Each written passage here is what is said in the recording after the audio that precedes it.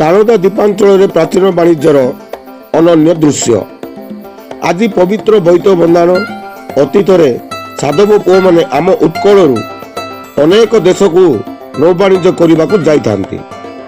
दीर्घ 6 मास विदेश आम अंचल अनेक दुर्लभ वस्तु विक्रय करने सह अन्य देशर भिन्न भिन्न द्रव्य धन आम अंचल को आनी था, जहाँ आम प्राचीन ओडिशा इतिहास रे वर्णित रही।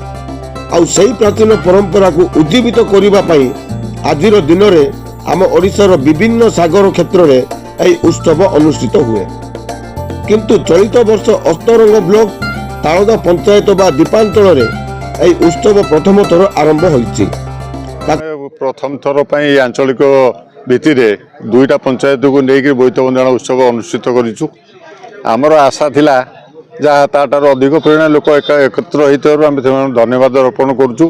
यथा बालिकुदा ब्लॉक एवं नाउगाँ ब्लॉक एवं आमर अस्तरंग ब्लॉक काकटपुर ब्लॉक बहुत लोक उपस्थित होते आम सहयोग कर धन्यवाद दौचु।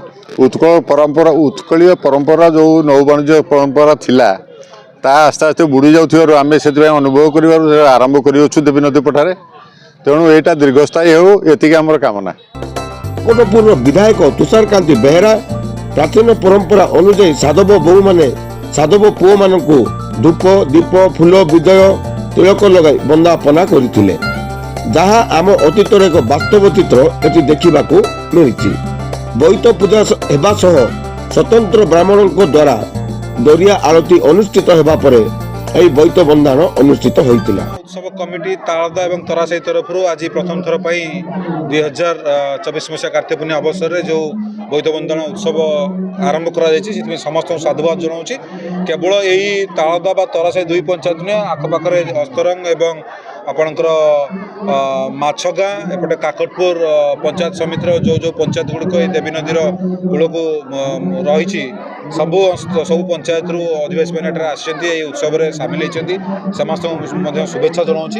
आमर ओडिशार जो नौवाणिज्यर जो ऐतिह्य अच्छी जो परंपरा अच्छी ताकू बजाय रखापी एवं उत्कलर जो कला संस्कृति ऐतिह्य परंपरा को आमर आगामी पीढ़ीर युववर्ग एवं पिला मन में उत्साह भरीदेवाई ओडिशार जो पुराना जो थिला इतिहास ताको बंचाई रखापी जो नुआ प्रयास आरंभ कर उत्सव कमिटीर समस्त आयोजक बंधु मान मोर शुभेच्छा अभिनंदन जनाऊँ। मुझे आशा करुँच आगामी दिन में आहरी अधिक संख्यार लोक मैंने जनसमागम हम एटी आपड़ जानते विगत दिन में तालदा एक विच्छिन्नांचल भाव में परिगणित होता। बर्तमान तालदा सेतुटी संपूर्ण होगापर आप देखुए निकटवर्ती आपंकर आलसाई नगर नईगुआ एवं सेपटे काकटपुर पाटसुंदरपुर पंचायत लताल पंचायत लोक मैंने ये जनसमागम होती तालदा सेतु दे माछगाँ पारादीप को जाऊँ। तेणु आगामी दिन में ये कार्यक्रम आहरी सुंदर भाव में आयोजन होगा बोली आशा करुँच।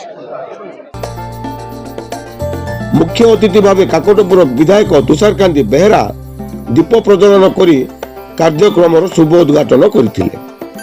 उत्कलर प्राचीन राष्ट्र संगीत गान होई एक स्वतंत्र परिवेशर अनुभव यही देवी नदी द्वीपांचल होइतिला। प्रथम वर्ष यही कार्यक्रम 10,000 रु ऊर्ध्व लोकों समावेश होइछि, जहाकू देखिबा पई अस्तरंग ब्लॉक और जगतसिंहपुर जिलार अनेक पंचायत लोक भी सामिल होइछंती। आम पुराणा अतीत को आम मन पकाऊँ। आम बहुत खुशी लगुच जहाँकि बुड़ी बुड़ी जाऊला आमर दुईटा पंचायत मिसिकी जो कार्यक्रमटी आरंभ कर बहुत खुशीर कार्यक्रमटी। ये जो कार्यक्रमटी को देखी आम पिला माने आमर आगामी पीढ़ी जानी पारिबे जे आमर एमिति बोईत बंधाण होउथिला। आमर सब विदेश को जाऊले बेपार वाणिज्य करने पुराणा अतीत को मन पकाऊँ। बहुत खुशी लगुच। निश्चित भाव यह स्वागत जोग्य पदक्षेप तालदावासी तरासाईवासी तरफ यही नौ वाणिज्य प्रथा जहाँ पारंपरिक प्रथा अच्छी आज युवपीढ़ी मानक उज्जीवित करने मन पकड़ाई से नौ वाणिज्य प्रथा को आज तालदा और तरासाईवासी मैंने पंचायत समस्त सदस्य मैंने उत्साहित निरा कार्यक्रम टी आरंभ कर स्वागत योग्य पदक्षेप युवपीढ़ी को प्रेरणा जगेब।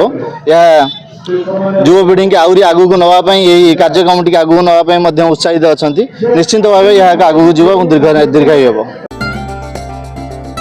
अतीत आम साधव पुओ माने जावा सुमात्रा सिंहल समस्त अंचल को नौ वाणिज्य करने जाऊले।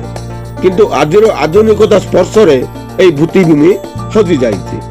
ଏହାକୁ ମନେ ପକାଇବା ପାଇଁ ଆଉ ଆମ ଉତ୍କଳର ପ୍ରାଚୀନ କଳା ସଂସ୍କୃତି ଓ ମହାନ ଐତିହ୍ୟକୁ ବଞ୍ଚାଇ ରଖିବା ପାଇଁ ତାଳଦାବାସୀଙ୍କର ଏହି ନିଆରା ଉଦ୍ୟମକୁ ବିଭିନ୍ନ ମହଲରେ ପ୍ରଶଂସା କରାଯାଇଛି। ପୁରୀ ଜିଲ୍ଲାରୁ ମୃତ୍ୟୁଞ୍ଜୟ ମହାପାତ୍ରଙ୍କ ରିପୋର୍ଟ G9 ଓଡ଼ିଆ।